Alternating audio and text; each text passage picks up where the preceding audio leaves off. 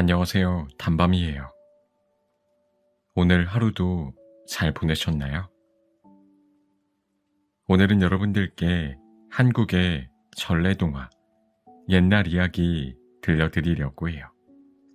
단편 이야기마다 많은 교훈이 담겨 있어서 잠들 때 들으시면 잠이 더 솔솔 오실 거예요.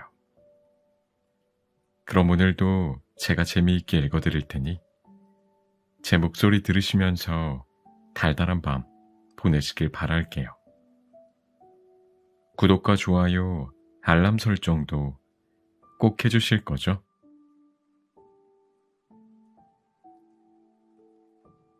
소년과 어머니. 옛날 어느 산골 마을에 홀 어머니를 모시고 사는 소년이 살았습니다. 소년은 어머니와 단 둘이 살면서 어머니를 도와드리는 아주 착한 아이였습니다. 소년이 무럭무럭 자라 청년이 되었습니다. 그런데 그 나라에는 부모가 늙으면 깊은 산에 버리는 나쁜 풍습이 있었습니다.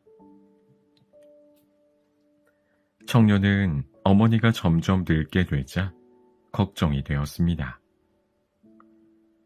어머니도 산에 버릴 수밖에 없게 되면 어쩌나 하고 늘 마음이 아팠습니다. 청년은 차마 어머니를 산에서 돌아가시게 할 수 없어서 아무도 모르게 산속에 있는 동굴에 모셨습니다.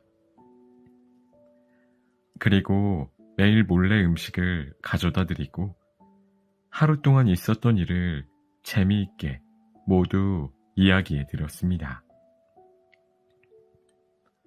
그러던 어느 날 청년은 장터에서 사람들이 모여 웅성웅성거리는 것을 보았습니다.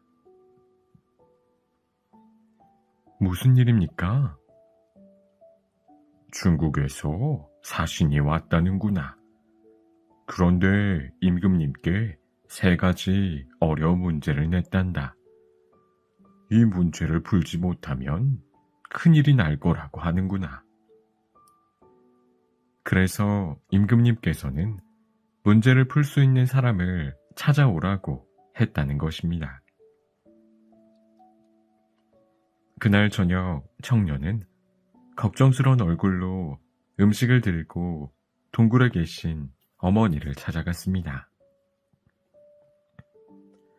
어머니가 아들의 얼굴을 보고 무슨 일이냐고 물었습니다. 아들은 장터에서 들은 이야기를 하며 3가지 어려운 문제를 말했습니다. 첫 번째 문제는 구불구불한 구멍이 뚫린 구슬에 실을 꿰야 하는 것이고, 두 번째 문제는 굵기가 똑같은 나무의 위아래를 밝혀야 하는 것입니다. 세 번째 문제는 크기가 같은 2마리 암소를 누가 어미고 누가 새끼인지 구별해야 하는 것입니다. 그러자 어머니가 빙긋이 웃으며 방법을 아들에게 설명해 주었습니다. 청년은 아침이 되자 궁궐로 달려갔습니다. 임금님, 제가 그 문제를 풀겠습니다. 임금님은 청년에게 말해보라고 했습니다. 첫 번째 문제의 답은 이렇습니다. 구슬 한쪽에 꿀을 바르고 허리에 실을 묶은 개미를 반대편 구멍에서 출발시키면 쉽게 실을 꿰 수 있습니다.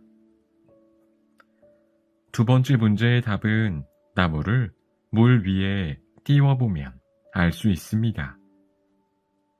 가라앉는 쪽이 아래쪽입니다.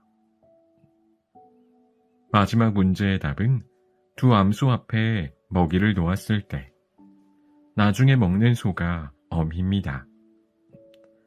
짐승도 새끼를 생각하는 마음은 사람과 똑같기 때문입니다. 청년이 문제를 풀자 중국 사씨는 얼굴이 빨개져 돌아갔습니다. 임금님은 크게 기뻐하며 청년에게 물었습니다. 효성이 지극한 청년이구나. 내 소원이 무엇이냐? 말해보아라. 내가 모두 들어주겠다. 그러자 청년은 이렇게 말했습니다. 문제를 푼 사람은 제가 아니라 제 늙으신 어머니입니다. 어머니를 버리지 않고 함께 살 수 있도록 허락해 주십시오. 제 소원입니다. 그리하여 청년은 늙은 어머니와 함께 행복하게 살 수 있게 되었습니다. 이때부터 사람들은 부모님이 늙어도 산에 버리지 않고 함께 잘 살 수 있게 되었다고 합니다.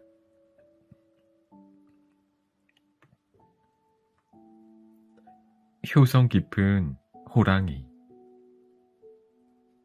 옛날에 한 나무꾼이 홀어머니와 단둘이 살고 있었습니다. 나무꾼은 가난했지만 어머니에 대한 효성이 깊었습니다. 나무꾼은 어머니가 좋아하시는 고기 반찬을 못 해드리는 것이 가슴이 아팠습니다. 그러던 어느 날 나무꾼은 지게를 지고 산속으로 나무를 하러 갔습니다. 나무를 베는데 갑자기 어디서 호랑이 한 마리가 불쑥 나타났습니다. 깜짝 놀란 나무꾼은 뒤로 자빠질 뻔했답니다. 그러나 정신을 바짝 차리고 호랑이에게 물려가도 정신만 차리면 된다는 속담을 생각하고 호랑이에게 큰 절을 했습니다. 이게 누구세요? 호랑이 형님 아니십니까? 이 산속에서 얼마나 고생이 많으십니까? 그러자 호랑이가 놀라서 아니, 왜 나보고 형님이라고 하느냐? 나는 너를 잡아먹을 호랑이다 했습니다. 나무꾼은 호랑이 앞으로 다가가서 시치미를 뚝 떼고 말했습니다. 형님, 그런 소리 마십시오. 어머니께서 늘 제게 이런 말씀을 하셨습니다. 일찍이 제가 형님이 하나 있었는데 산에 나무하러 갔다가 돌아오질 않아서 산속에서 죽은 줄만 알고 있었다고요. 그런데 언젠가 어머니 꿈속에 형님이 나타나 호랑이로 변해서 집으로 돌아가지 못했다고 하면서 슬프게 울더랍니다. 그 후로 어머니는 산에서 호랑이를 만나거든 형님이라 부르고 소식을 전해주라고 하셨습니다. 뭐라고? 내가 내 형이라고? 그럼 내가 사람이었단 말이냐? 네, 그렇습니다. 오늘 이렇게 형님을 만나서 얼마나 반가운지 모르겠습니다. 그렇다면 어머니는 지금 어디 계시냐? 살아 계신 것이냐? 네, 그럼요. 살아 계십니다. 하지만 형님 생각에 날마다 눈물로 지내고 계십니다. 어서 저와 함께 어머니를 뵈러 갑시다. 아니다. 그럴 수 없다. 당장 어머니를 뵙고 싶지만 내 모습을 보고 어머니께서 놀라실 것이다. 호랑이는 고개를 숙이고 가버렸습니다. 목숨을 구한 나무꾼은 간신히 살아서 집으로 돌아왔습니다. 그런데 그 다음날 집 마당에는 누가 산돼지 한 마리를 두고 갔습니다. 나무꾼은 호랑이가 정말 자기가 내 형님인 줄 알고 어머니께 드린 게 틀림없어 라고 생각했습니다. 나무꾼은 산돼지를 맛있게 요리하여 어머니께 드리고 남은 고기는 장에 내다 팔았습니다. 계속해서 호랑이는 나무꾼의 집에 노루를 가져다 놓기도 하고 산토끼를 놓고 가기도 했습니다. 늙은 어머니는 아들의 이야기를 듣고 호랑이가 참 마음이 착하고 효성이 지극하구나. 호랑이한테 거짓말을 해서 미안하구나. 네, 어머니, 정말 그 호랑이가 제 형님인 것 같아요. 거짓말을 한 것은 미안하지만 이렇게 어머니께 맛있는 음식을 드릴 수 있는 건 기뻐요. 우리가 호랑이 덕분에 끼니 걱정을 안 하고 사는구나. 날이 추워질 텐데. 어머니는 커다란 천을 꺼내 호랑이 옷을 만들기 시작했습니다. 그리고 밤새 정성껏 바느질을 하고 맛있는 음식도 한상 차렸습니다. 나무꾼은 어머니께서 만든 호랑이 옷과 밥상을 마당에 두고 들어왔습니다. 새벽이 되자 마당에서 자신의 옷과 밥상을 발견한 호랑이는 어머니를 생각하면서 눈물을 흘렸습니다. 그때 방 안에서 주무시던 어머니의 기침 소리가 콜록콜록 들렸습니다. 어머니, 괜찮으세요? 기침이 점점 심하시네요. 산삼을 구해 드시면 금방 나으실 텐데. 아니다, 나는 괜찮다. 이렇게 추운데 산삼을 어디서 구할 수 있겠니? 나는 괜찮으니 어서 걱정 말고 자거라. 호랑이는 이 소리를 듣고 바로 산으로 갔습니다. 산삼을 구하러 쉬지 않고 깊은 산을 헤매고 다녔습니다. 어느 날 눈이 펑펑 내려 세상을 하얗게 뒤덮은 날 아침이었습니다. 방문을 열던 나무꾼은 깜짝 놀랐습니다. 마당에 커다란 눈더미가 생긴 것입니다. 자세히 보니 산삼을 가슴에 품은 호랑이가 쓰러져 있었습니다. 그 호랑이는 바로 어머니가 만들어주신 옷을 입고 있었습니다. 나무꾼과 어머니는 호랑이의 효성에 감동해서 눈물을 흘리며 호랑이를 양지 바른 곳에 묻어주었습니다. 호랑이가 가져온 산삼을 드신 어머니는 아들과 함께 오래오래 건강하게 살았답니다.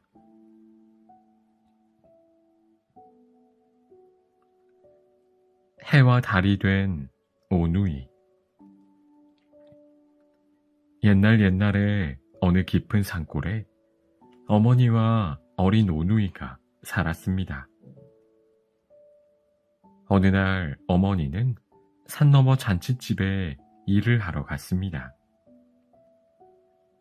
일이 다 끝나고 어머니는 떡 바구니를 머리에 이고 집으로 가는 길이었습니다. 꼬부랑 고개를 넘어가는데 어디서 갑자기 호랑이가 나타났습니다. 호랑이는 떡 하나 주면 안 잡아먹지 라고 말했습니다. 어머니는 호랑이가 무서워 남아있던 떡을 하나 주었습니다. 그런데 다음 고개에서도 호랑이가 또 나타났습니다. 떡 하나 주면 안 잡아먹지. 고개를 넘을 때마다 호랑이는 어머니의 떡을 빼앗아 먹었습니다. 그래서 이젠 바구니에 떡이 하나도 안 남고 텅 비어버렸습니다. 떡 하나 주면 안 잡아먹지. 내가 떡을 다 먹어서 이제 없구나. 제발 살려다오. 집에서 자식들이 나를 기다리고 있다. 어머니가 이렇게 말하자 못된 호랑이는 마침내 어머니를 잡아먹었습니다. 그리고 어머니 옷을 입고 아이들이 있는 집으로 달려갔습니다. 똑똑 문을 두드리면서 어머니의 목소리를 흉내내어 말했습니다. 얘들아, 엄마가 왔다. 문 열어라. 그러나 오누이는 엄마가 나가면서 엄마가 아니면 하늘이 두 쪽이 나도 절대 문을 열어주지 말라고 한 말이 생각났습니다. 우리 엄마 목소리가 아니야. 엄마의 손을 보여다오. 호랑이는 손에 밀가루를 묻혀 하얀 손을 보여주었습니다. 오누이는 호랑이에게 감쪽같이 속았습니다. 오누이는 엄마의 손인 줄 알고 반갑게 문을 열어버렸습니다. 무서운 호랑이가 달려들어오자 오누이는 빨리 도망가자 소리치며 허겁지겁 뒷문을 열고 밖으로 뛰어가 나무 위에 후다닥 올라갔습니다. 호랑이도 나무 위로 올라오려고 했지만 오를 수가 없었습니다. 호랑이는 나무 위를 올려다보며 말했습니다. 얘들아, 너희들은 그 높은 나무에 어떻게 올라갔니? 참기름을 바르고 올라갔지. 호랑이는 부엌으로 가서 참기름을 듬뿍 바르고 왔습니다. 그러나 호랑이는 나무에 오르려다 너무 미끄러워 주르르 아래로 내려갔습니다. 하하, 바보. 도끼로 찍고 올라온 것도 모르고. 동생은 웃으면서 그만 사실을 말하고 말았습니다. 호랑이는 도끼를 가져와서 쿵쿵 나무를 찍으며 올라가기 시작했습니다. 나무 맨 꼭대기까지 올라온 오누이는 울면서 하느님께 빌었습니다. 하느님, 제발 살려주세요. 저희에게 밧줄을 내려주세요. 그러자 하늘에서 밧줄이 내려왔습니다. 오누이는 밧줄을 타고 하늘로 올라갈 수 있었습니다. 하늘로 올라가는 오누이를 보고 호랑이도 하느님께 빌었습니다. 하느님, 이 호랑이에게도 밧줄을 내려주십시오. 호랑이에게도 정말 밧줄이 내려왔습니다.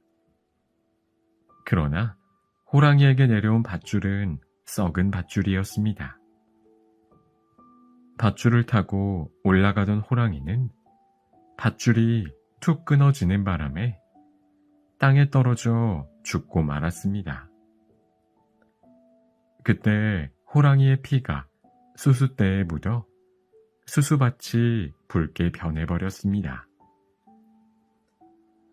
하늘로 올라간 오빠는 해가 되었고 동생은 달이 되었습니다.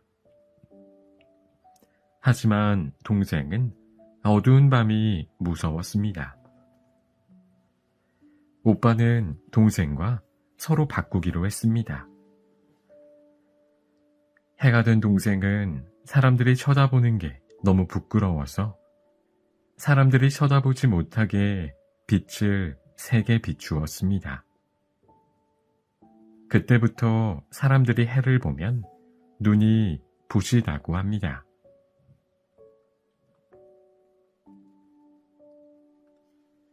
심청 이야기.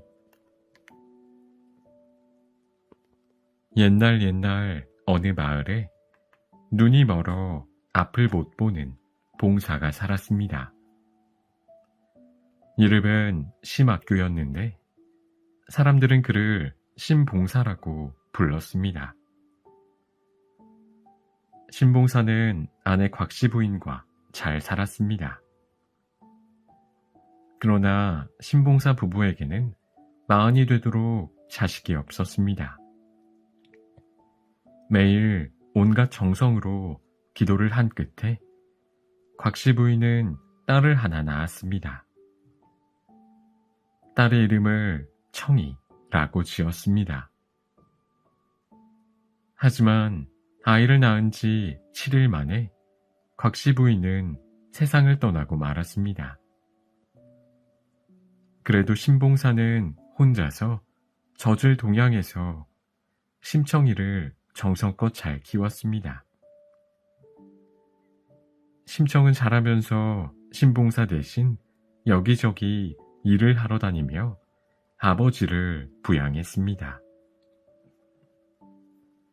심청은 얼굴이 곱고 마음씨가 착했을 뿐 아니라 손재주가 좋아서 동네 일감을 많이 얻을 수 있었습니다. 그러던 어느 날 심청이 소문을 들은 이웃 마을의 양반집 부인이 심청을 자신의 집으로 불렀습니다. 부인은 심청이가 마음에 들어 수양딸로 삼고자 했습니다. 그러나 심청은 눈먼 아버지 생각에 그 부탁을 거절했습니다.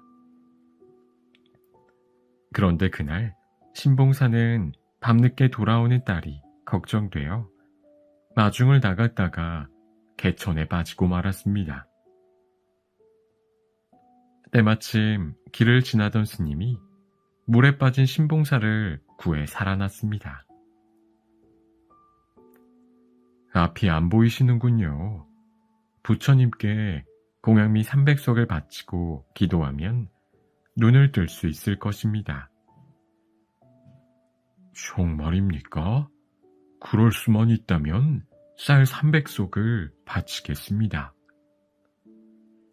심봉사는 쌀 300석을 시주하겠다고 약속해버렸습니다. 그러나 심봉사는 어떻게 쌀을 구할지 걱정이 되어 그 후부터 자꾸 한숨만 내쉬었습니다. 그 모습을 보고 심청이는 아버지께 왜 그러시냐고 여쭈어 보았습니다. 심봉사는 스님과 한 약속을 딸에게 털어놓았습니다. 심청은 아버지의 이야기를 듣고 소원을 이루게 해달라고 밤낮으로 기도했습니다. 그러던 어느 날 지나가던 뱃사람들이 동네를 돌아다니며 인당수에 제물로 바칠 처녀를 찾는다고 했습니다. 인당수는 물살이 너무 세서 바닷속 용왕에게 처녀를 바치면 파도가 잠잠해진다는 것이었습니다. 심청은 그들에게 가서 쌀 300석을 아버지에게 주면 자신이 제물이 되겠다고 말했습니다. 그러나 아버지께서는 양반집 수양딸로 들어간다고 거짓말을 해서 안심시켰습니다. 심봉사는 심청이가 떠나는 날에 비로소 공양미 300석에 팔려간다는 사실을 알게 되었습니다. 그러나 이미 때는 늦어 심청이는 뱃사람들을 따라 배를 타고 떠나버렸습니다. 심청이가 탄 배가 인당수에 이르게 되자 바다는 거세졌습니다. 심청이는 풍덩 바닷속으로 뛰어들었습니다. 그러자 바다는 거짓말처럼 잔잔해졌습니다. 바닷속에 빠진 심청은 죽지 않았습니다. 심청이의 효심에 감동하여 바닷속 용왕님이 심청이를 살려준 것입니다. 그리고 용궁에서 용왕의 귀한 대접을 받으며 잘 살게 되었습니다. 또 용궁에서 어렸을 때 돌아가신 어머니를 만나 행복한 시간을 갖기도 했습니다. 한편 신봉사는 심청이가 팔려간 뒤에 슬픔과 외로움 속에서 지냈습니다. 공양미 300석을 부처님께 바쳤지만 눈도 뜨지 못했습니다. 또 뱃사람들이 평생 먹고 살 양식을 주고 갔지만 마음씨 고약한 뺑덕어미가 신봉사에게 접근해서 모두 다 써버리고 말았답니다. 심청이가 용궁에서 지낸 지 어느덧 3년이 되었습니다. 용왕은 늘 아버지 걱정만 하는 심청의 효심에 다시 한번 마음이 움직여 큰 연꽃 속에 심청이를 태워 바다 위로 보내주었답니다. 연꽃은 순식간에 바다 위로 두둥실 떠올랐습니다. 때마침 장사를 마치고 지나가던 뱃사람들이 연꽃이 너무 크고 신기해서 건져 올렸습니다. 그리고 연꽃을 임금님께 바쳤습니다.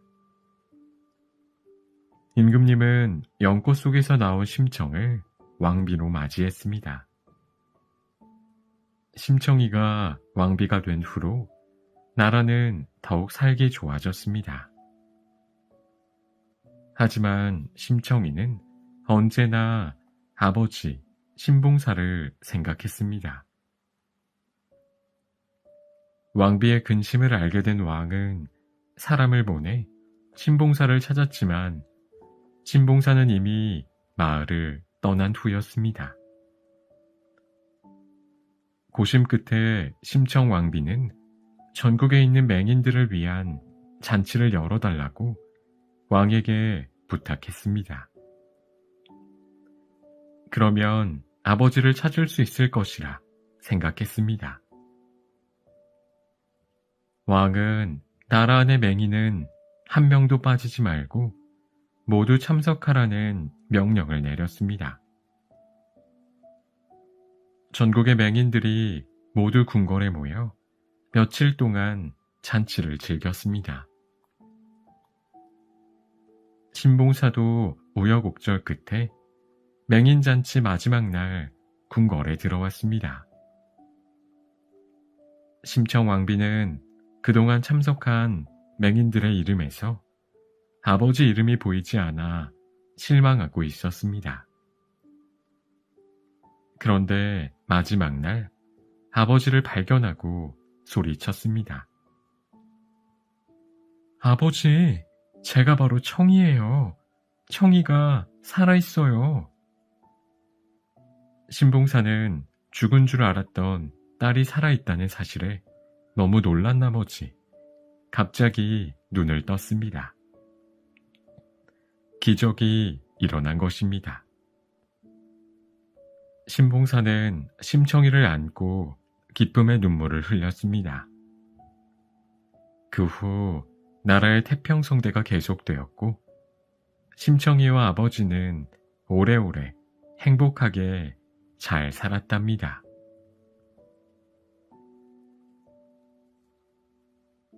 다리대기 공주. 옛날 어떤 나라에 오구대왕이 살았습니다. 이 나라의 한 점쟁이는 왕이 1년 후에 결혼을 해야 아들을 낳고 잘 산다는 예언을 했습니다. 그렇지 않으면 딸만 낳을 것이라고 했습니다. 그러나 왕은 이를 무시하고 결혼해 버렸습니다. 오구대왕은 정말 점쟁이의 예언처럼 계속 딸만 6을 낳았습니다. 7번째 임신을 했을 때 오구대왕은 굿을 하고 신령님께 치성을 드려 아들을 낳게 해달라고 기도했습니다. 그러나 이번에도 또 딸이었습니다. 대왕은 실망하고 화가 나서 아이를 내다 버리라고 명령했습니다.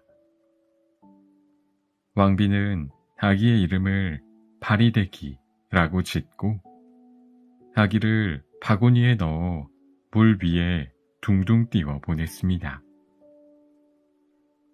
세월이 흐른 뒤 오구대왕과 왕비는 큰 병에 걸렸는데 아무도 고치지 못했습니다. 한 점쟁이가 그 병을 고치려면 서천 서역국에 가서 약수를 구해야 한다고 했습니다.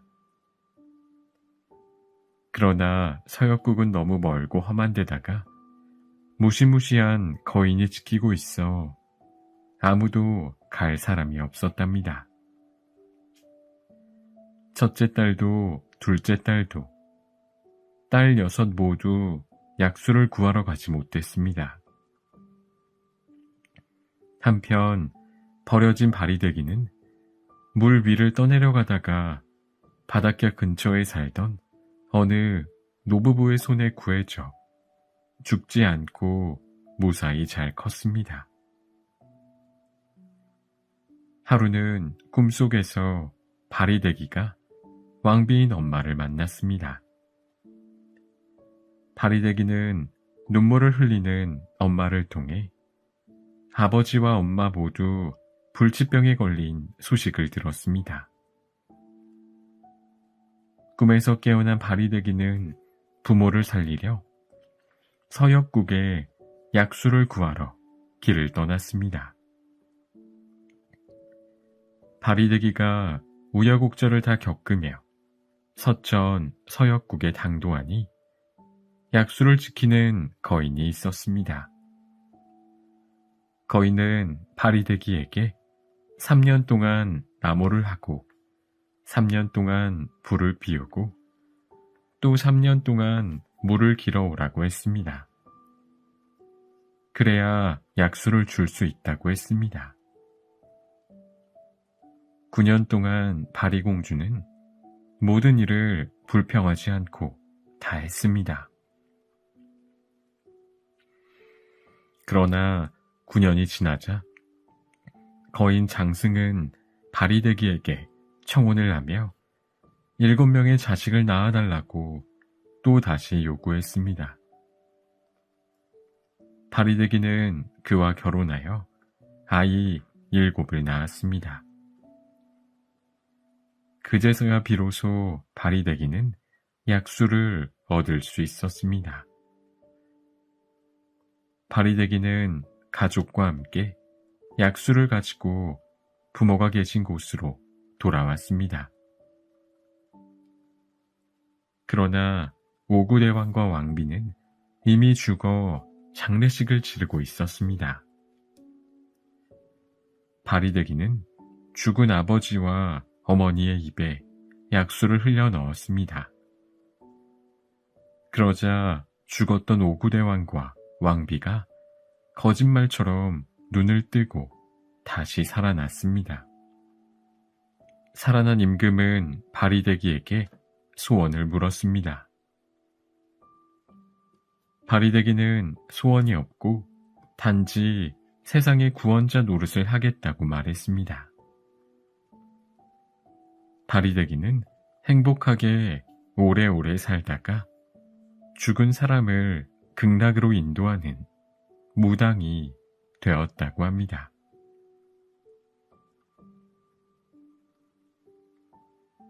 청개구리 이야기. 옛날에 시냇물이 졸졸 흐르는 시냇가에 말썽꾸러기 청개구리가 살았습니다.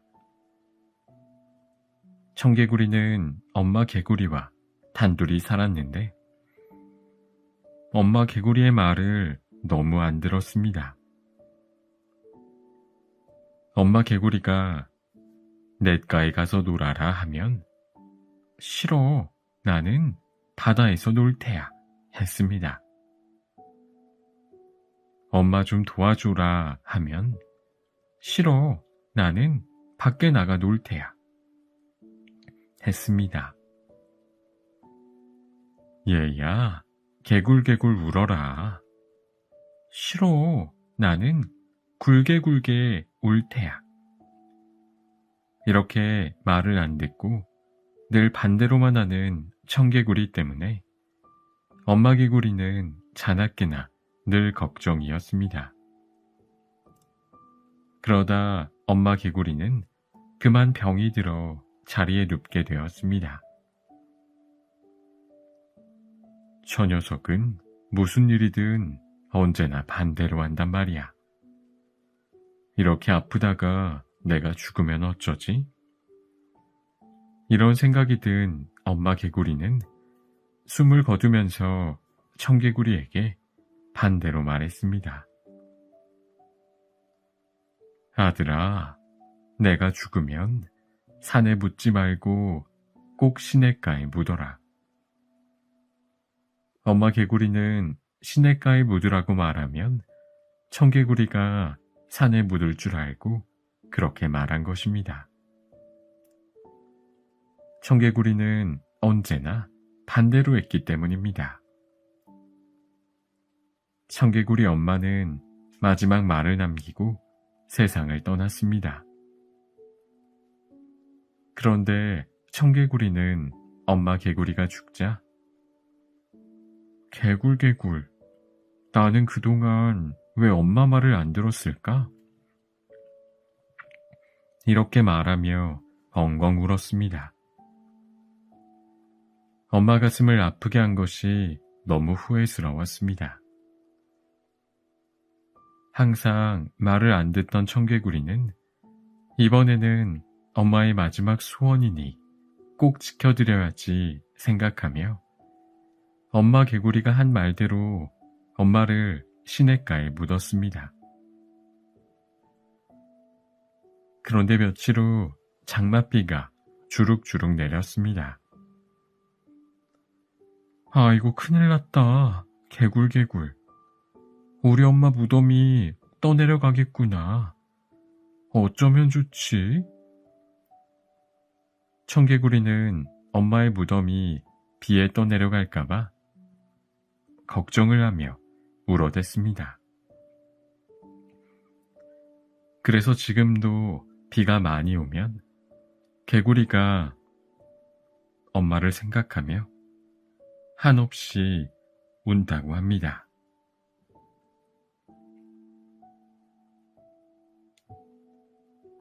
흥부와 놀부.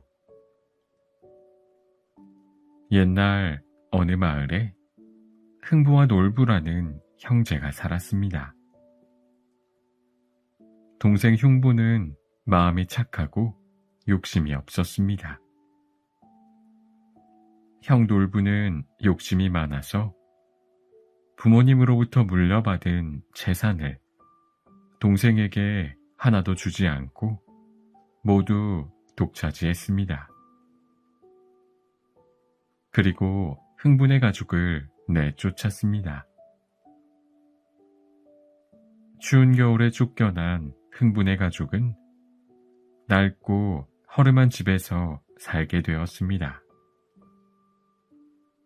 더구나 자식을 많이 낳아 10명이 넘는 식구가 단칸방에서 지내기에는 너무 힘들었습니다. 어느 날 흥분에는 먹을 것이 없어 놀부네 집에 도움을 청하러 갔습니다. 욕심쟁이 놀부는 모르는 척 거절했고 부엌에서 밥을 푸던 놀부의 아내는 밖으로 나와 주걱으로 흥부의 뺨을 때리기까지 했습니다. 그래도 흥부는 형 놀부와 형수님을 원망하지 않았습니다. 어느덧 겨울이 지나고 봄이 돌아왔습니다. 흥분의 초가집 처마에 제비들이 집을 짓고 알을 낳았습니다. 그러던 어느 날 커다란 구렁이 한 마리가 알에서 깨어난 새끼 제비를 잡아먹으려고 하고 있었습니다. 이것을 발견한 흥부는 얼른 막대기를 가져와 구렁이를 내쫓았습니다. 그러나 이미 새끼 한 마리가 둥지에서 떨어져 다리가 부러지게 되었습니다. 흥부는 아내와 함께 새끼 제비의 다리를 정성껏 치료해 주어 제비는 힘차게 날 수 있었습니다. 가을이 되자 제비 가족은 따뜻한 남쪽 나라로 떠났습니다. 흥분의 가족은 제비들이 떠나는 것을 배웅했습니다.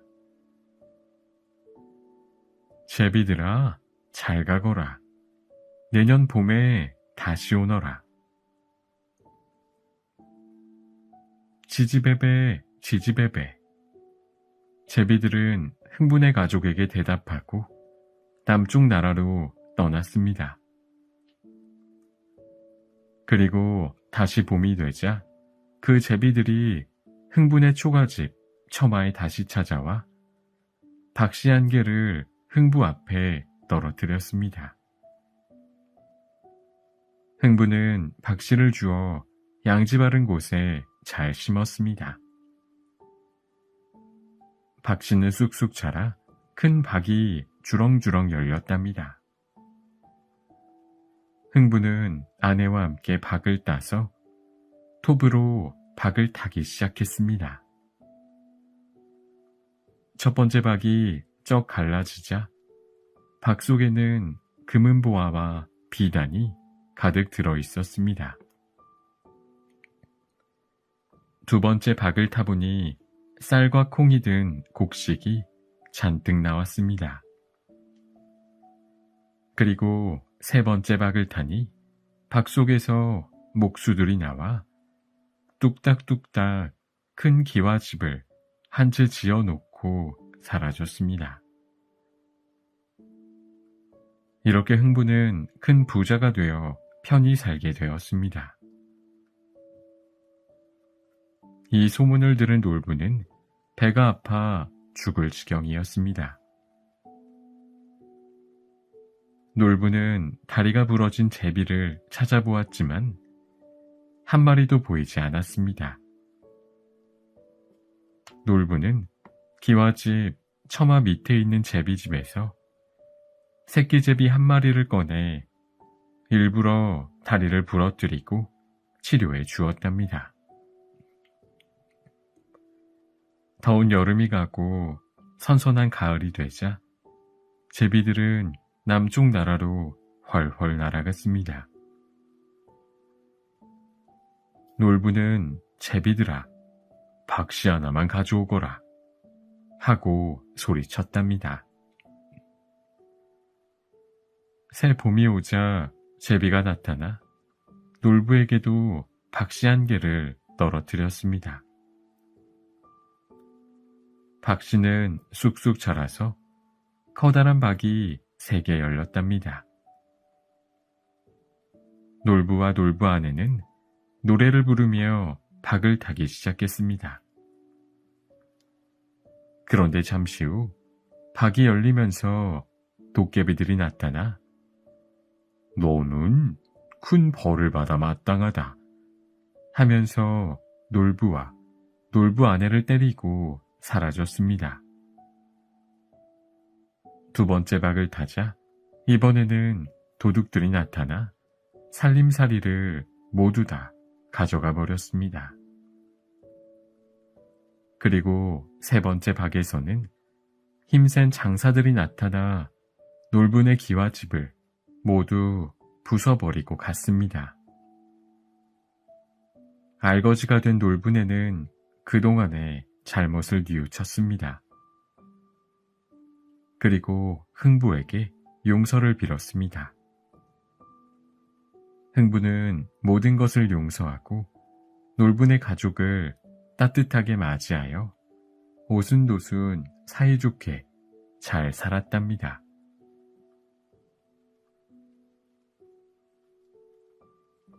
콩쥐와 팥쥐. 옛날 옛적에 어느 마음씨 착한 부부가 살았습니다. 그런데 이 부부에게는 자식이 없었습니다. 부부는 매일 아이를 낳게 해달라고 기도했습니다. 어느 날 예쁜 여자아이가 태어났습니다. 그 이름을 콩쥐라고 지었답니다. 콩쥐는 아주 착한 아이였습니다. 그러나 불행하게도 콩쥐의 어머니는 병에 걸려 죽고 말았답니다. 아버지는 새엄마와 결혼을 했습니다. 콩쥐의 집에 들어온 새엄마는 팥쥐라는 딸을 낳았고 마음씨 착한 콩쥐를 일만 시키고 학대했습니다. 팥쥐도 크면서 콩쥐를 괴롭혔습니다. 콩쥐는 돌아가신 어머니 생각에 늘 눈물을 흘리며 살았답니다. 하루는 새엄마가 콩쥐에게 항아리에 물을 가득 길어오라고 시켰습니다. 그러나 항아리 바닥에 구멍이 뚫려 있어 물을 부어도 항아리는 채워지지 않았습니다. 콩쥐의 눈에 눈물이 글썽글썽할 때 두꺼비 한 마리가 나타나서 그 구멍을 막아주었습니다. 또 새엄마는 콩쥐에게 나무로 만든 호미로 밭을 갈라고 했습니다. 그러나 그 밭이 돌밭이어서 나무 호미는 금방 부러져 버렸습니다. 콩쥐가 또 훌쩍훌쩍 울기 시작하자 갑자기 어디서 검은 황소 한 마리가 나타나서 돌밭을 모두 갈아주었답니다. 어느 봄날 새엄마는 팥쥐만 데리고 큰 잔치에 가면서 콩쥐에게 하루 종일 벼를 찢고 배를 짜라고 일을 시켰습니다. 콩쥐야, 너는 벼를 다 찢고 배를 짠 후에 잔치에 오너라. 콩쥐가 한숨을 쉬고 있을 때 어디선가 많은 새들이 날아와 벼를 다 찧어주었습니다. 또 선녀가 나타나 배를 다 짜주고 비단옷 한 벌과 예쁜 꽃잎 한 켤레를 주면서 콩쥐야, 너의 마음이 착해서 주는 것이니 어서 이 옷을 입고 잔치에 다녀오너라 하고 사라졌습니다. 콩쥐는 비단 옷을 입고 꽃신도 신었습니다. 그러나 잔치에 가는 길에 그만 꽃신 한 짝을 잃어버렸습니다. 잔치에 가던 원님이 길에서 그 한 짝의 꽃신을 발견했습니다. 원님은 그 꽃신의 주인이 바로 자신의 배필이 될 거라고 생각했습니다. 여봐라, 이 꽃신의 주인이 바로 내 아내가 될 사람이다. 어서 이 신발의 주인을 찾아오너라. 마침내 꽃신의 주인인 콩쥐를 찾은 원님은 콩쥐와 혼인을 하기로 했습니다. 새엄마와 팥쥐는 콩쥐가 결혼하는 것이 너무 분하고 배가 아팠습니다. 혼인 전날 팥쥐와 새엄마는 콩쥐를 죽여 연못에 버렸답니다. 그리고 팥쥐가 콩쥐로 가장하여 결혼을 했습니다. 원님은 결혼한 후 콩쥐의 얼굴을 보고 깜짝 놀랐습니다. 콩쥐의 얼굴이 갑자기 너무 못생겨졌기 때문이었습니다. 어디선가 원님에게 부인 바뀐 것도 모르십니까? 저 여자는 콩쥐가 아니고 팥쥐입니다 하는 소리가 들렸습니다. 원님은 아내가 콩쥐가 아니고 팥쥐임을 알게 되었습니다. 원님은 연못에 빠진 콩쥐의 시체를 찾아내었습니다. 그러자 갑자기 콩쥐가 되살아났습니다. 팥쥐와 계모는 큰 벌을 받았고 콩쥐는 원님과 행복하게 오래오래 살았답니다.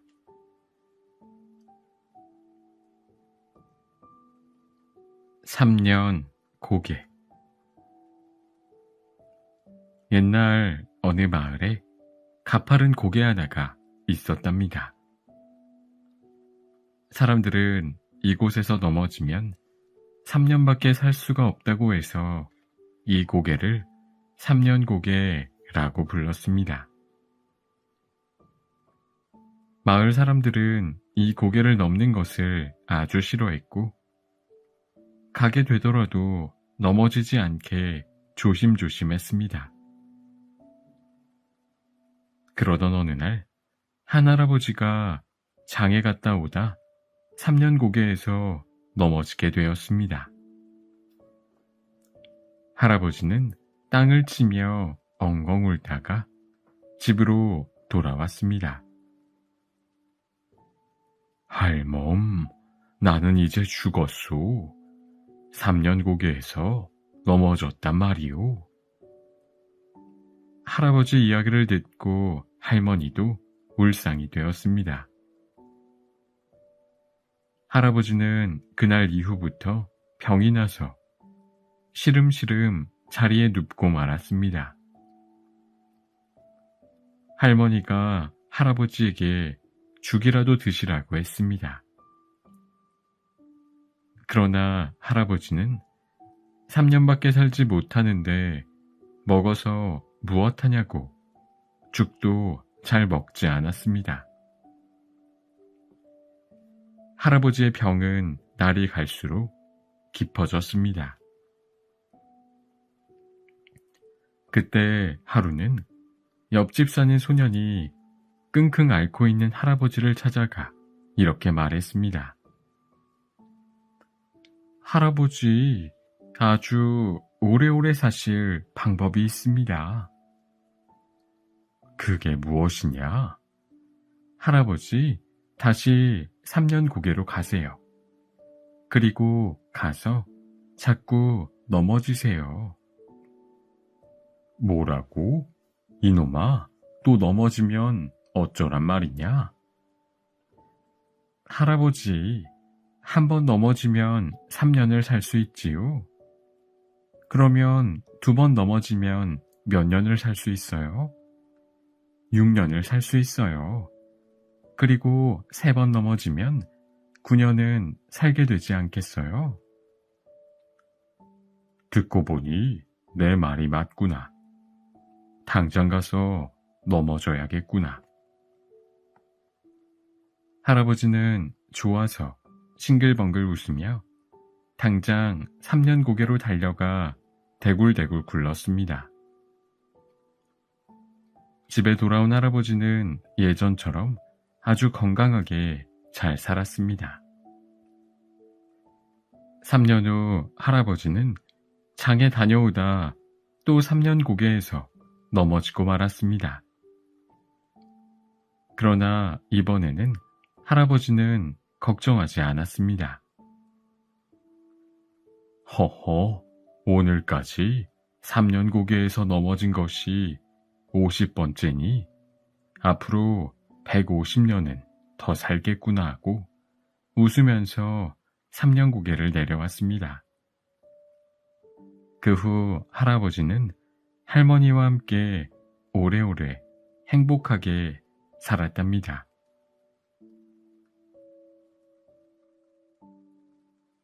소년과 어머니. 옛날 어느 산골 마을에 홀 어머니를 모시고 사는 소년이 살았습니다. 소년은 어머니와 단 둘이 살면서 어머니를 도와드리는 아주 착한 아이였습니다. 소년이 무럭무럭 자라 청년이 되었습니다. 그런데 그 나라에는 부모가 늙으면 깊은 산에 버리는 나쁜 풍습이 있었습니다.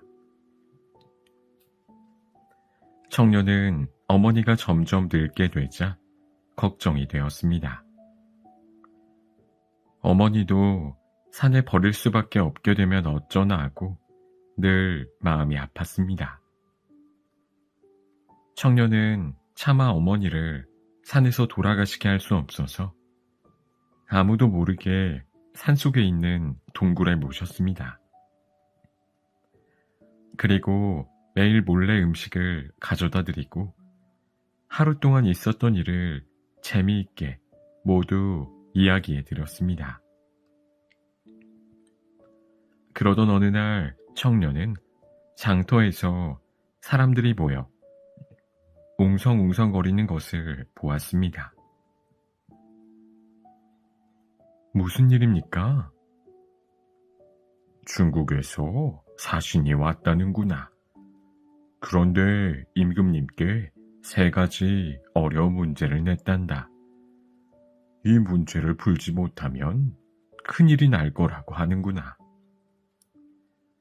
그래서 임금님께서는 문제를 풀 수 있는 사람을 찾아오라고 했다는 것입니다. 그날 저녁 청년은 걱정스러운 얼굴로 음식을 들고 동굴에 계신 어머니를 찾아갔습니다. 어머니가 아들의 얼굴을 보고 무슨 일이냐고 물었습니다. 아들은 장터에서 들은 이야기를 하며 3가지 어려운 문제를 말했습니다. 첫 번째 문제는 구불구불한 구멍이 뚫린 구슬에 실을 꿰야 하는 것이고, 두 번째 문제는 굵기가 똑같은 나무의 위아래를 밝혀야 하는 것입니다. 세 번째 문제는 크기가 같은 2마리 암소를 누가 어미고 누가 새끼인지 구별해야 하는 것입니다. 그러자 어머니가 빙긋이 웃으며 방법을 아들에게 설명해 주었습니다.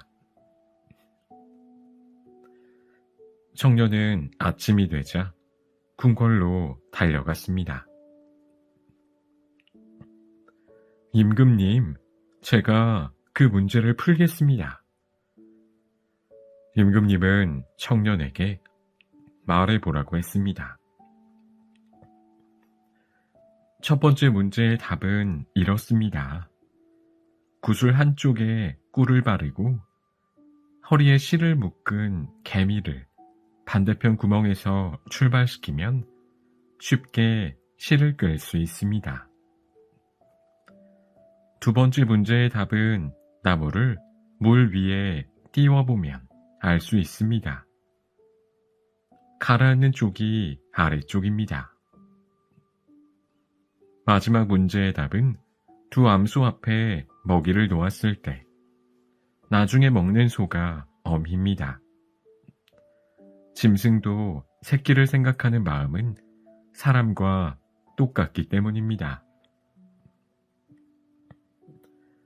청년이 문제를 풀자 중국 사신은 얼굴이 빨개져 돌아갔습니다. 임금님은 크게 기뻐하며 청년에게 물었습니다. 효성이 지극한 청년이구나. 내 소원이 무엇이냐? 말해보아라. 내가 모두 들어주겠다. 그러자 청년은 이렇게 말했습니다. 문제를 푼 사람은 제가 아니라 제 늙으신 어머니입니다. 어머니를 버리지 않고 함께 살 수 있도록 허락해 주십시오. 제 소원입니다. 그리하여 청년은 늙은 어머니와 함께 행복하게 살 수 있게 되었습니다. 이때부터 사람들은 부모님이 늙어도 산에 버리지 않고 함께 잘 살 수 있게 되었다고 합니다.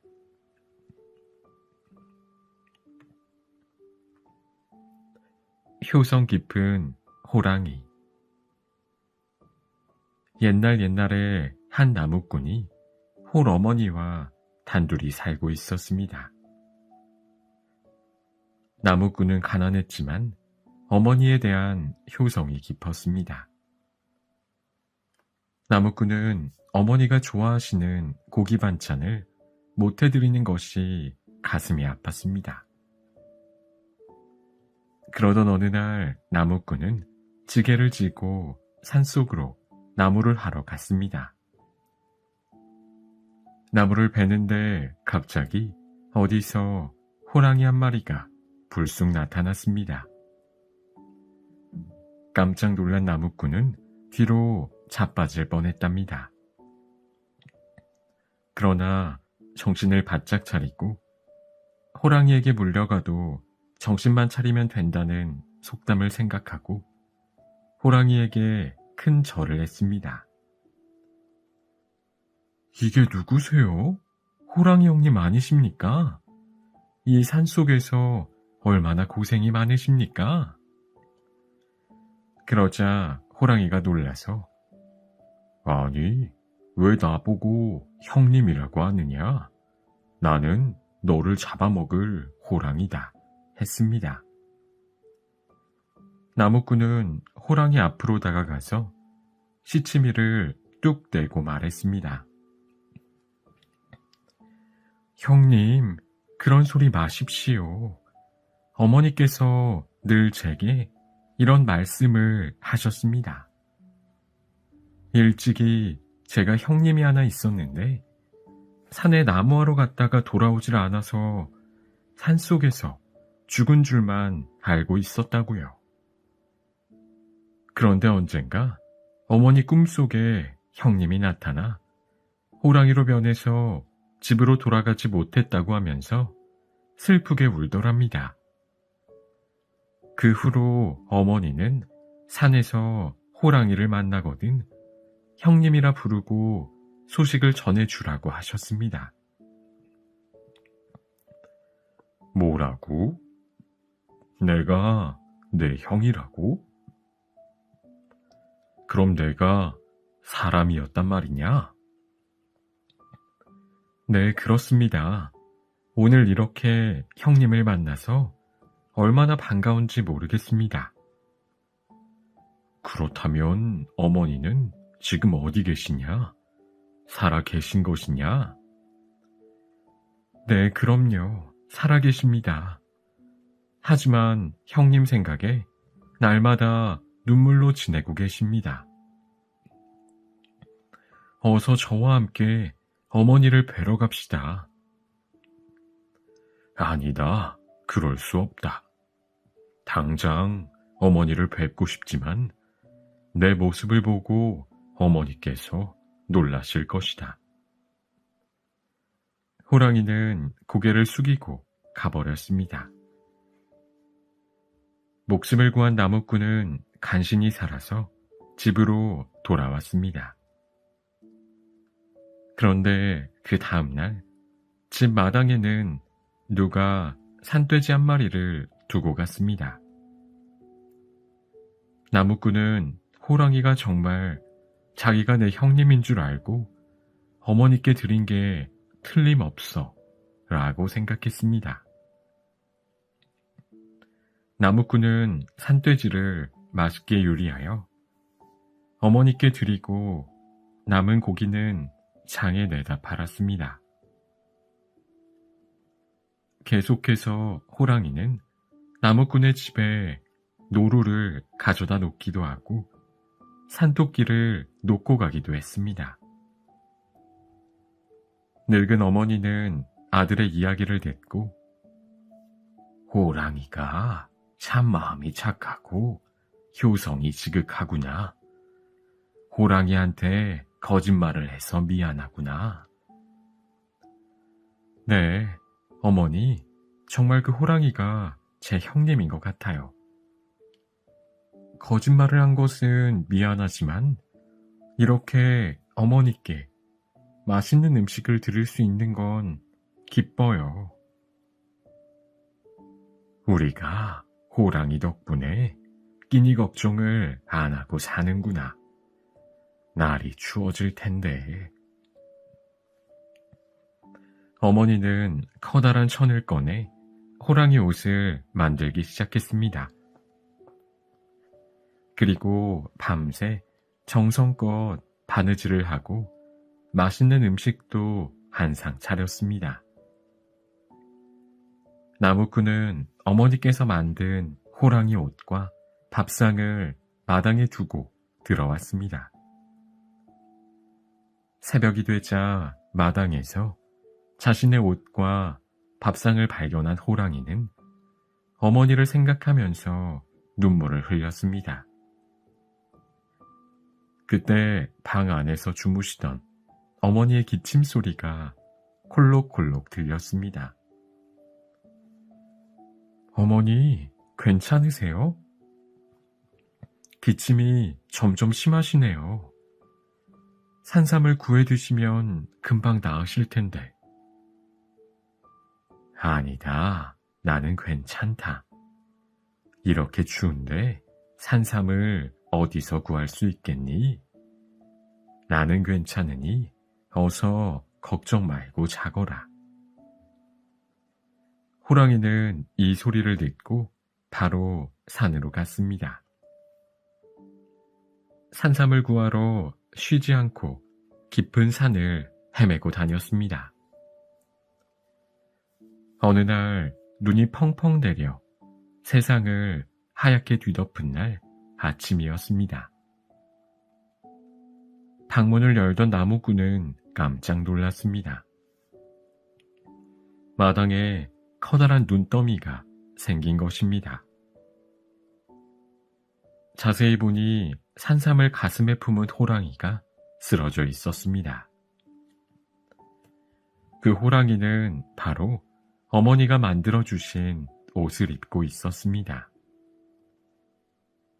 나무꾼과 어머니는 호랑이의 효성에 감동해서 눈물을 흘리며 호랑이를 양지 바른 곳에 묻어주었습니다. 호랑이가 가져온 산삼을 드신 어머니는 아들과 함께 오래오래 건강하게 살았답니다.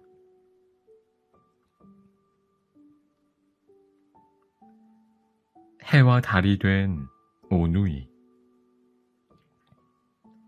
옛날에 어느 깊은 산골에 어머니와 어린 오누이가 살았습니다. 어느 날 어머니는 산 너머 잔칫집에 일을 하러 갔습니다. 일이 다 끝나고 어머니는 떡 바구니를 머리에 이고 집으로 가는 길이었습니다. 꼬부랑 고개를 넘어가는데 어디서 갑자기 호랑이가 나타났습니다. 호랑이는 떡 하나 주면 안 잡아먹지 라고 말했습니다. 어머니는 호랑이가 무서워 남아있던 떡을 하나 주었습니다. 그런데 다음 고개에서도 호랑이가 또 나타났습니다. 떡 하나 주면 안 잡아먹지. 고개를 넘을 때마다 호랑이는 어머니의 떡을 빼앗아 먹었습니다. 그래서 이젠 바구니에 떡이 하나도 안 남고 텅 비어버렸습니다. 떡 하나 주면 안 잡아먹지. 내가 떡을 다 먹어서 이제 없구나. 제발 살려다오. 집에서 자식들이 나를 기다리고 있다. 어머니가 이렇게 말하자 못된 호랑이는 마침내 어머니를 잡아먹었습니다. 그리고 어머니 옷을 입고 아이들이 있는 집으로 달려갔습니다. 똑똑 문을 두드리면서 어머니의 목소리를 흉내내어 말했습니다. 얘들아, 엄마가 왔다. 문 열어라. 그러나 오누이는 엄마가 나가면서 엄마가 아니면 하늘이 두 쪽이 나도 절대 문을 열어주지 말라고 한 말이 생각났습니다. 우리 엄마 목소리가 아니야. 엄마의 손을 보여다오. 호랑이는 손에 밀가루를 묻혀 하얀 손을 보여주었습니다. 오누이는 호랑이에게 감쪽같이 속았습니다. 오누이는 엄마의 손인 줄 알고 반갑게 문을 열어버렸습니다. 무서운 호랑이가 달려들어오자 오누이는 빨리 도망가자 소리치며 허겁지겁 뒷문을 열고 밖으로 뛰어가 나무 위에 후다닥 올라갔습니다. 호랑이도 나무 위로 올라오려고 했지만 오를 수가 없었습니다. 호랑이는 나무 위를 올려다보며 말했습니다.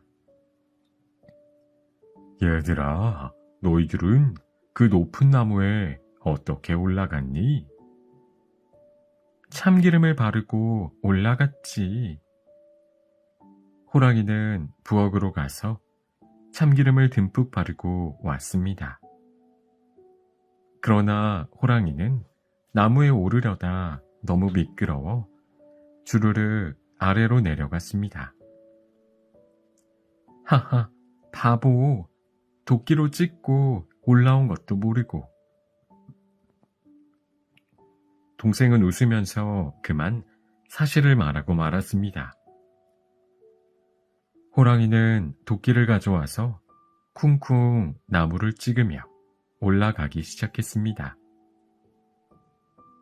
나무 맨 꼭대기까지 올라온 오누이는 울면서 하느님께 빌었습니다. 하느님, 제발 살려주세요. 저희에게 밧줄을 내려주세요. 그러자 하늘에서 밧줄이 내려왔습니다. 오누이는 밧줄을 타고 하늘로 올라갈 수 있었습니다. 하늘로 올라가는 오누이를 보고 호랑이도 하느님께 빌었습니다. 하느님, 이 호랑이에게도 밧줄을 내려주십시오. 호랑이에게도 정말 밧줄이 내려왔습니다. 그러나 호랑이에게 내려온 밧줄은 썩은 밧줄이었습니다. 밧줄을 타고 올라가던 호랑이는 밧줄이 툭 끊어지는 바람에 땅에 떨어져 죽고 말았습니다. 그때 호랑이의 피가 수수대에 묻어 수수밭이 붉게 변해버렸습니다. 하늘로 올라간 오빠는 해가 되었고 동생은 달이 되었습니다. 하지만 동생은 어두운 밤이 무서웠습니다. 오빠는 동생과 서로 바꾸기로 했습니다. 해가 된 동생은 사람들이 쳐다보는 게 너무 부끄러워서 사람들이 쳐다보지 못하게 빛을 세게 비추었습니다. 그때부터 사람들이 해를 보면 눈이 부시다고 합니다.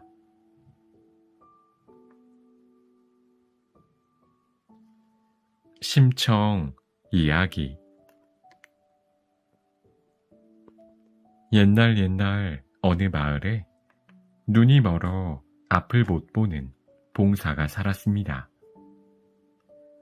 이름은 심학교였는데 사람들은 그를 심봉사라고 불렀습니다. 심봉사는 아내 곽씨 부인과 잘 살았습니다. 그러나 심봉사 부부에게는 마흔이 되도록 자식이 없었습니다. 매일 온갖 정성으로 기도를 한 끝에 곽씨 부인은 딸을 하나 낳았습니다. 딸의 이름을 청이라고 지었습니다. 하지만 아이를 낳은 지 7일 만에 곽씨 부인은 세상을 떠나고 말았습니다. 그래도 심봉사는 혼자서 젖을 동양해서 심청이를 정성껏 잘 키웠습니다.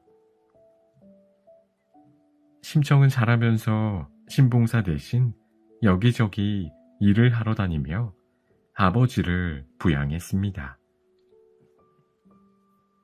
심청은 얼굴이 곱고 마음씨가 착했을 뿐 아니라 손재주가 좋아서 동네 일감을 많이 얻을 수 있었습니다.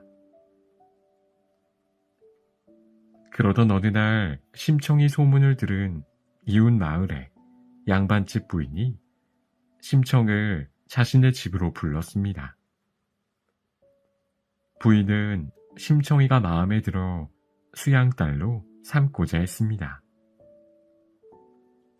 그러나 심청은 눈먼 아버지 생각에 그 부탁을 거절했습니다.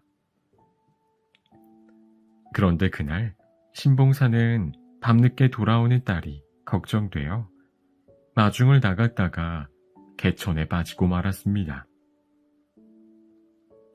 때마침 길을 지나던 스님이 물에 빠진 심봉사를 구해 살아났습니다.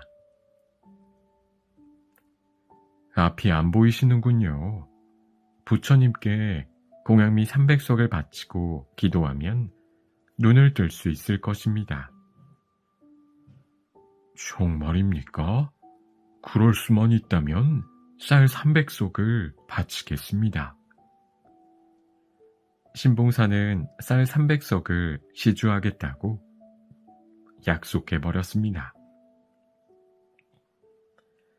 그러나 심봉사는 어떻게 쌀을 구할지 걱정이 되어 그 후부터 자꾸 한숨만 내쉬었습니다. 그 모습을 보고 심청이는 아버지께 왜 그러시냐고 여쭈어 보았습니다. 심봉사는 스님과 한 약속을 딸에게 털어놓았습니다. 심청은 아버지의 이야기를 듣고 소원을 이루게 해달라고 밤낮으로 기도했습니다. 그러던 어느 날 지나가던 뱃사람들이 동네를 돌아다니며 인당수에 제물로 바칠 처녀를 찾는다고 했습니다. 인당수는 물살이 너무 세서 바닷속 용왕에게 처녀를 바치면 파도가 잠잠해진다는 것이었습니다. 심청은 그들에게 가서 쌀 300석을 아버지에게 주면 자신이 제물이 되겠다고 말했습니다. 그러나 아버지께서는 양반집 수양딸로 들어간다고 거짓말을 해서 안심시켰습니다. 심봉사는 심청이가 떠나는 날에 비로소 공양미 300석에 팔려간다는 사실을 알게 되었습니다. 그러나 이미 때는 늦어 심청이는 뱃사람들을 따라 배를 타고 떠나버렸습니다. 심청이가 탄 배가 인당수에 이르게 되자 바다는 거세졌습니다. 심청이는 풍덩 바닷속으로 뛰어들었습니다. 그러자 바다는 거짓말처럼 잔잔해졌습니다. 바닷속에 빠진 심청은 죽지 않았습니다. 심청이의 효심에 감동하여 바닷속 용왕님이 심청이를 살려준 것입니다. 그리고 용궁에서 용왕의 귀한 대접을 받으며 잘 살게 되었습니다. 또 용궁에서 어렸을 때 돌아가신 어머니를 만나 행복한 시간을 갖기도 했습니다. 한편 신봉사는 심청이가 팔려간 뒤에 슬픔과 외로움 속에서 지냈습니다. 공양미 300석을 부처님께 바쳤지만 눈도 뜨지 못했습니다. 또 뱃사람들이 평생 먹고 살 양식을 주고 갔지만 마음씨 고약한 뺑덕어미가 신봉사에게 접근해서 모두 다 써버리고 말았답니다. 심청이가 용궁에서 지낸 지 어느덧 3년이 되었습니다. 용왕은 늘 아버지 걱정만 하는 심청의 효심에 다시 한번 마음이 움직여 큰 연꽃 속에 심청이를 태워 바다 위로 보내주었답니다. 연꽃은 순식간에 바다 위로 두둥실 떠올랐습니다. 때마침 장사를 마치고 지나가던 뱃사람들이 연꽃이 너무 크고 신기해서 건져 올렸습니다. 그리고 연꽃을 임금님께 바쳤습니다. 임금님은 연꽃 속에서 나온 심청을 왕비로 맞이했습니다. 심청이가 왕비가 된 후로 나라는 더욱 살기 좋아졌습니다. 하지만 심청이는 언제나 아버지 신봉사를 생각했습니다. 왕비의 근심을 알게 된 왕은 사람을 보내 신봉사를 찾았지만 신봉사는 이미 마을을 떠난 후였습니다. 고심 끝에 심청 왕비는 전국에 있는 맹인들을 위한 잔치를 열어달라고 왕에게 부탁했습니다.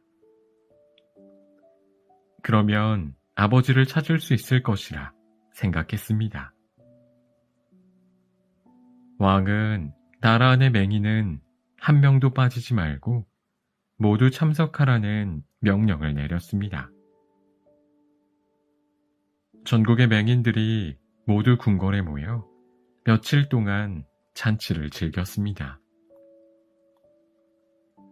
신봉사도 우여곡절 끝에 맹인잔치 마지막 날 궁궐에 들어왔습니다.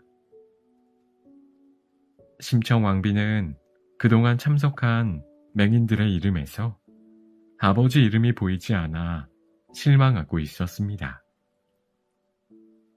그런데 마지막 날 아버지를 발견하고 소리쳤습니다. 아버지, 제가 바로 청이에요. 청이가 살아있어요. 신봉사는 죽은 줄 알았던 딸이 살아있다는 사실에 너무 놀란 나머지 갑자기 눈을 떴습니다. 기적이 일어난 것입니다. 신봉사는 심청이를 안고 기쁨의 눈물을 흘렸습니다. 그 후 나라의 태평성대가 계속되었고 심청이와 아버지는 오래오래 행복하게 잘 살았답니다.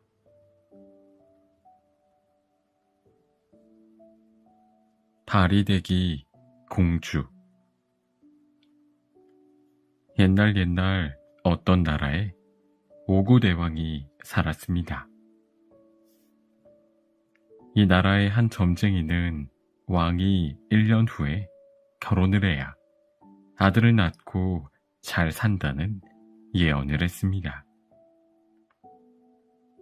그렇지 않으면 딸만 낳을 것이라고 했습니다.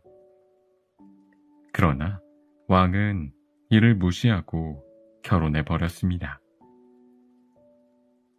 오구대왕은 정말 점쟁이의 예언처럼 계속 딸만 6을 낳았습니다. 7번째 임신을 했을 때 오구대왕은 굿을 하고 신령님께 치성을 드려 아들을 낳게 해달라고 기도했습니다. 그러나 이번에도 또 딸이었습니다. 대왕은 실망하고 화가 나서 아이를 내다 버리라고 명령했습니다. 왕비는 아기의 이름을 바리대기라고 짓고 아기를 바구니에 넣어 물 위에 둥둥 띄워 보냈습니다.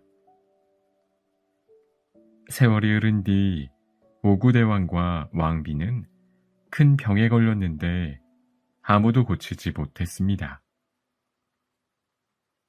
한 점쟁이가 그 병을 고치려면 서천 서역국에 가서 약수를 구해야 한다고 했습니다. 그러나 서역국은 너무 멀고 험한 데다가 무시무시한 거인이 지키고 있어 아무도 갈 사람이 없었답니다. 첫째 딸도 둘째 딸도 딸 6 모두 약수를 구하러 가지 못했습니다. 한편 버려진 바리대기는 물 위를 떠내려가다가 바닷가 근처에 살던 어느 노부부의 손에 구해져 죽지 않고 무사히 잘 컸습니다. 하루는 꿈속에서 바리대기가 왕비인 엄마를 만났습니다. 바리대기는 눈물을 흘리는 엄마를 통해 아버지와 엄마 모두 불치병에 걸린 소식을 들었습니다. 꿈에서 깨어난 바리대기는 부모를 살리려 서역국에 약수를 구하러 길을 떠났습니다. 바리대기가 우여곡절을 다 겪으며 서천 서역국에 당도하니 약수를 지키는 거인이 있었습니다. 거인은 바리대기에게 3년 동안 나무를 하고 3년 동안 불을 피우고 또 3년 동안 물을 길어오라고 했습니다. 그래야 약수를 줄 수 있다고 했습니다. 9년 동안 바리공주는 모든 일을 불평하지 않고 다 했습니다. 그러나 9년이 지나자 거인 장승은 바리대기에게 청혼을 하며 7명의 자식을 낳아달라고 또 다시 요구했습니다. 바리대기는 그와 결혼하여 아이 7을 낳았습니다. 그제서야 비로소 바리대기는 약수를 얻을 수 있었습니다. 바리대기는 가족과 함께 약수를 가지고 부모가 계신 곳으로 돌아왔습니다. 그러나 오구대왕과 왕비는 이미 죽어 장례식을 치르고 있었습니다. 바리대기는 죽은 아버지와 어머니의 입에 약수를 흘려 넣었습니다. 그러자 죽었던 오구대왕과 왕비가 거짓말처럼 눈을 뜨고 다시 살아났습니다. 살아난 임금은 바리대기에게 소원을 물었습니다. 바리대기는 소원이 없고 단지 세상의 구원자 노릇을 하겠다고 말했습니다. 바리대기는 행복하게 오래오래 살다가 죽은 사람을 극락으로 인도하는 무당이 되었다고 합니다.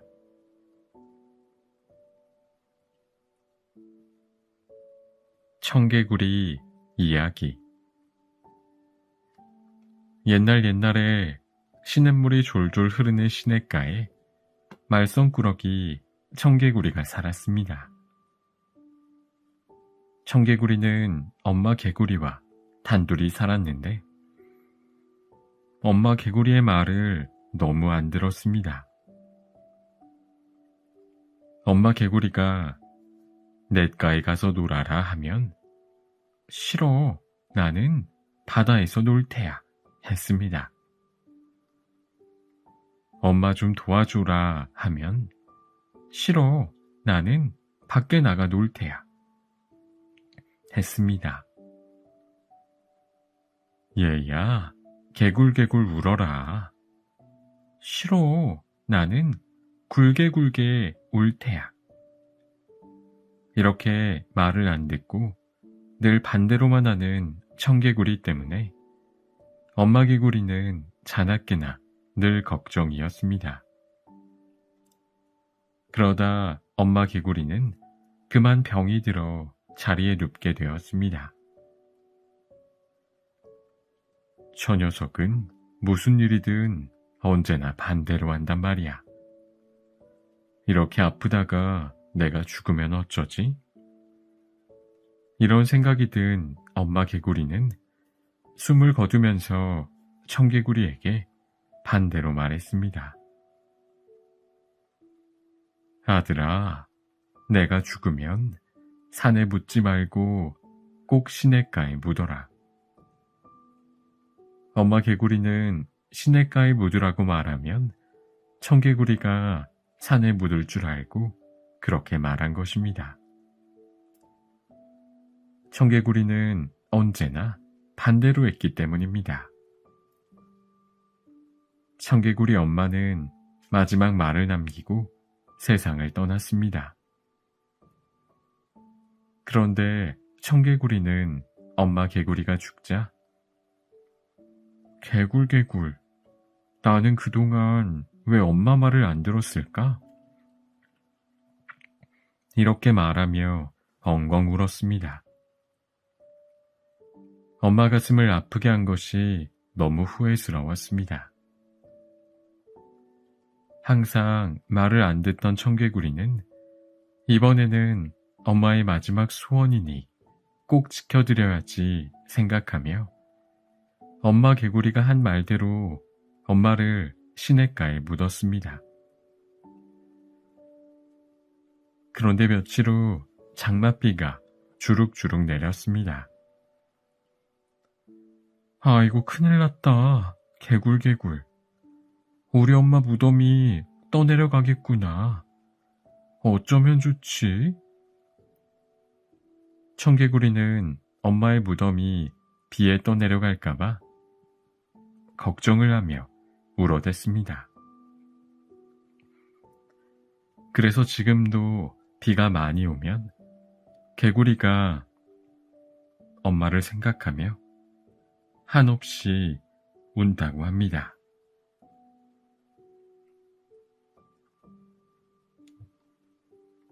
흥부와 놀부.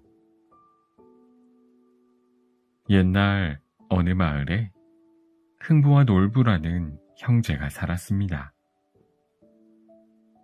동생 흉부는 마음이 착하고 욕심이 없었습니다.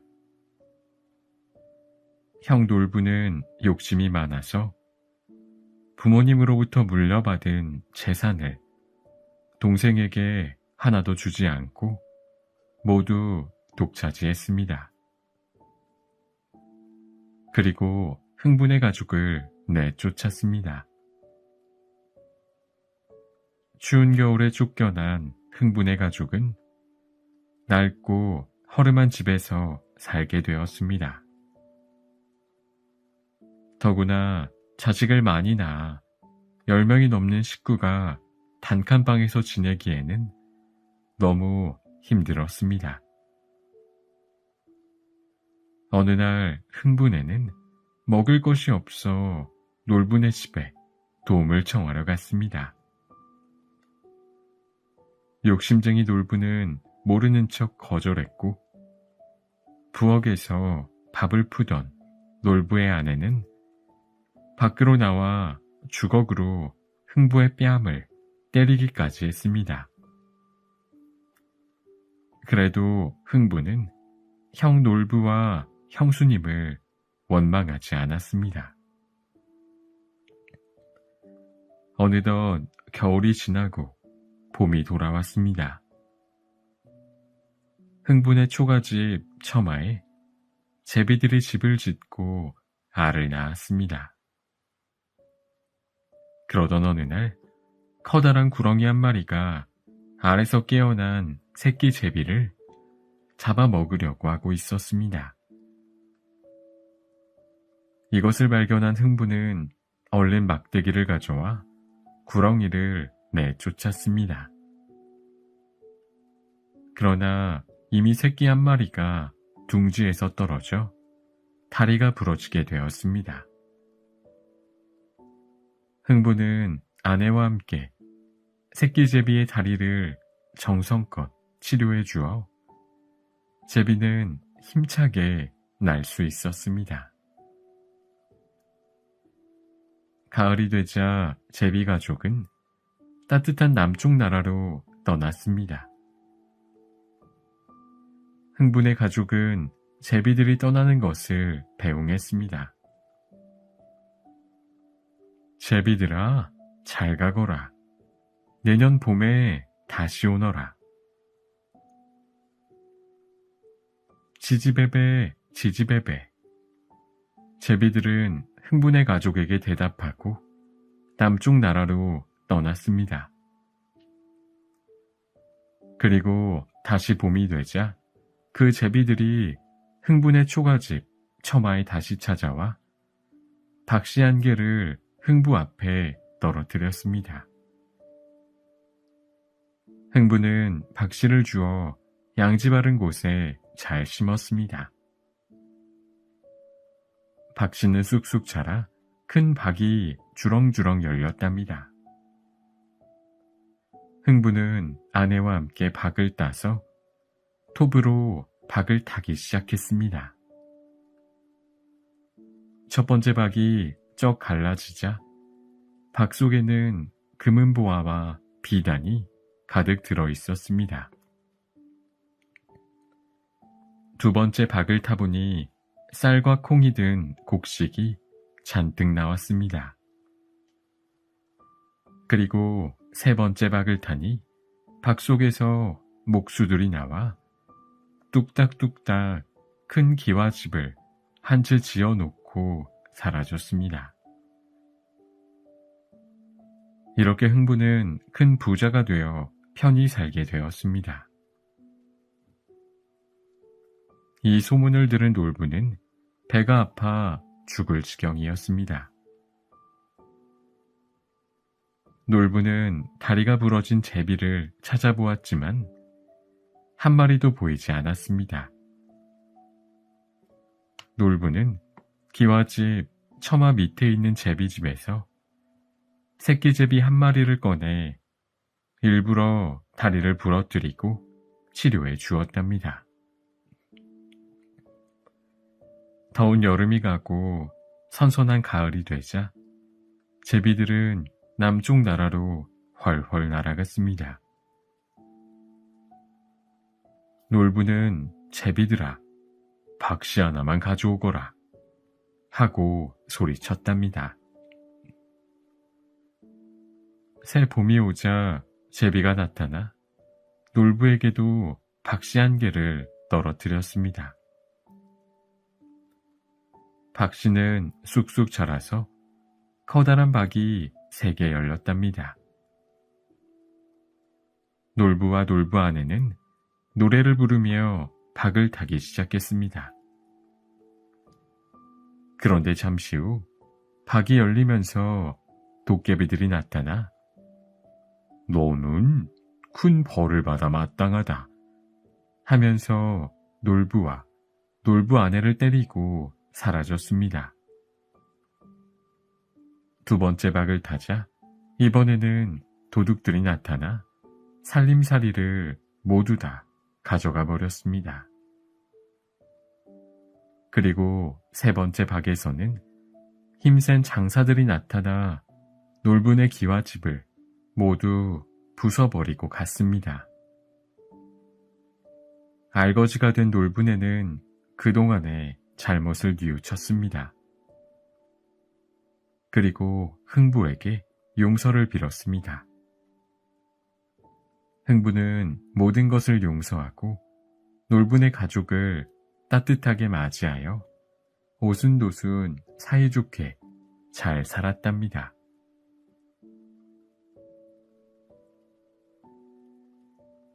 콩쥐와 팥쥐.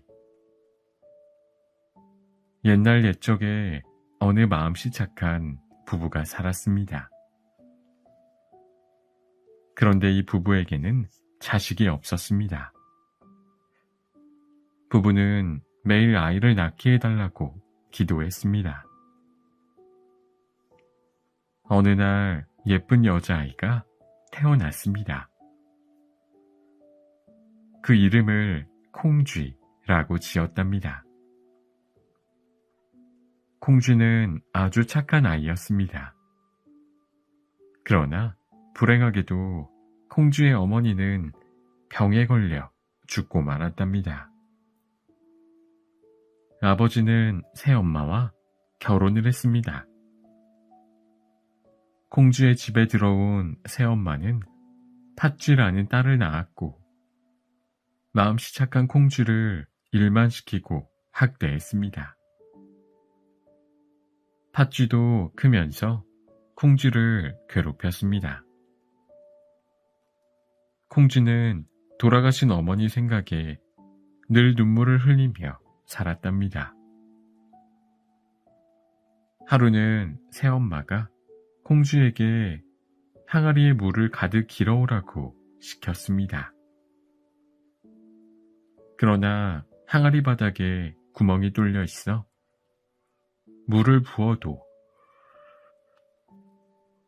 항아리는 채워지지 않았습니다. 콩쥐의 눈에 눈물이 글썽글썽할 때 두꺼비 한 마리가 나타나서 그 구멍을 막아주었습니다. 또 새엄마는 콩쥐에게 나무로 만든 호미로 밭을 갈라고 했습니다.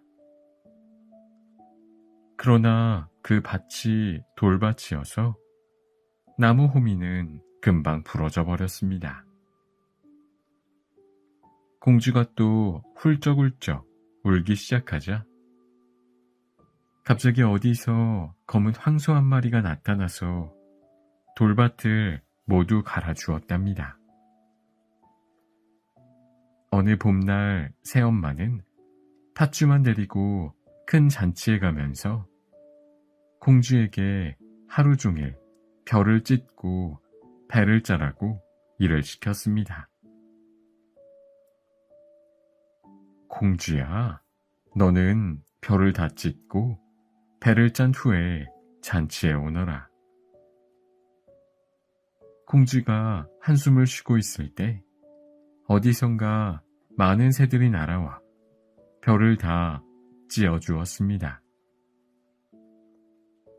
또 선녀가 나타나 배를 다 짜주고 비단 옷 한 벌과 예쁜 꽃신 한 켤레를 주면서 콩쥐야, 너의 마음이 착해서 주는 것이니 어서 이 옷을 입고 잔치에 다녀오너라 하고 사라졌습니다.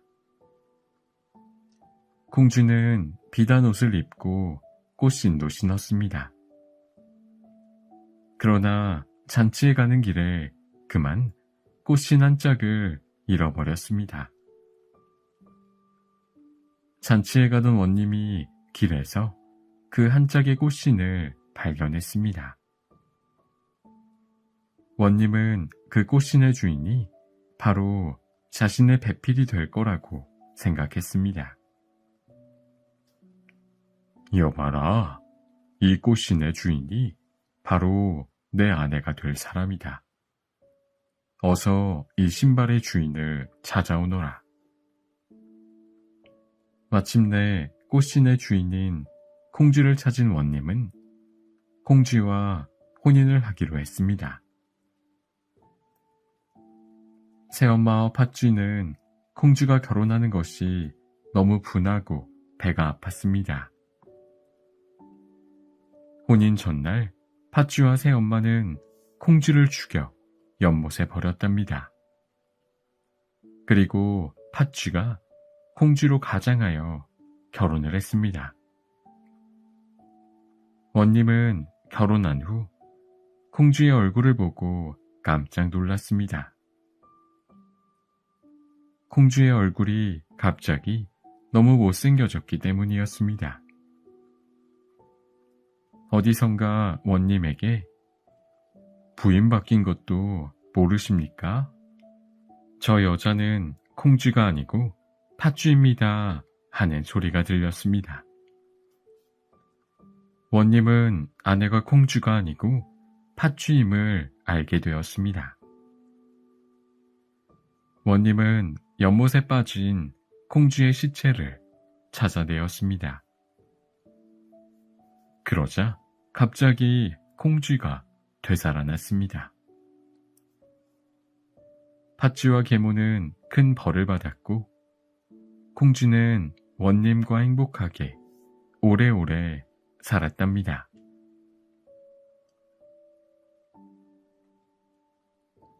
(3년) 고개. 옛날 어느 마을에 가파른 고개 하나가 있었답니다. 사람들은 이곳에서 넘어지면 3년밖에 살 수가 없다고 해서 이 고개를 3년 고개라고 불렀습니다. 마을 사람들은 이 고개를 넘는 것을 아주 싫어했고 가게 되더라도 넘어지지 않게 조심조심했습니다. 그러던 어느 날 한 할아버지가 장에 갔다 오다 3년 고개에서 넘어지게 되었습니다. 할아버지는 땅을 치며 엉엉 울다가 집으로 돌아왔습니다. 할멈, 나는 이제 죽었소. 3년 고개에서 넘어졌단 말이오. 할아버지 이야기를 듣고 할머니도 울상이 되었습니다. 할아버지는 그날 이후부터 병이 나서 시름시름 자리에 눕고 말았습니다. 할머니가 할아버지에게 죽이라도 드시라고 했습니다. 그러나 할아버지는 3년밖에 살지 못하는데 먹어서 무엇하냐고 죽도 잘 먹지 않았습니다. 할아버지의 병은 날이 갈수록 깊어졌습니다. 그때 하루는 옆집 사는 소년이 끙끙 앓고 있는 할아버지를 찾아가 이렇게 말했습니다. 할아버지, 아주 오래오래 사실 방법이 있습니다. 그게 무엇이냐? 할아버지, 다시 3년 고개로 가세요. 그리고 가서 자꾸 넘어지세요. 뭐라고? 이놈아, 또 넘어지면 어쩌란 말이냐? 할아버지, 한 번 넘어지면 3년을 살 수 있지요? 그러면 2번 넘어지면 몇 년을 살 수 있어요? 6년을 살 수 있어요. 그리고 3번 넘어지면 9년은 살게 되지 않겠어요? 듣고 보니 내 말이 맞구나. 당장 가서 넘어져야겠구나. 할아버지는 좋아서 싱글벙글 웃으며 당장 3년 고개로 달려가 대굴대굴 굴렀습니다. 집에 돌아온 할아버지는 예전처럼 아주 건강하게 잘 살았습니다. 3년 후 할아버지는 장에 다녀오다 또 3년 고개에서 넘어지고 말았습니다. 그러나 이번에는 할아버지는 걱정하지 않았습니다. 허허, 오늘까지 3년 고개에서 넘어진 것이 50번째니 앞으로 150년은 더 살겠구나 하고 웃으면서 3년 고개를 내려왔습니다. 그 후 할아버지는 할머니와 함께 오래오래 행복하게 살았답니다.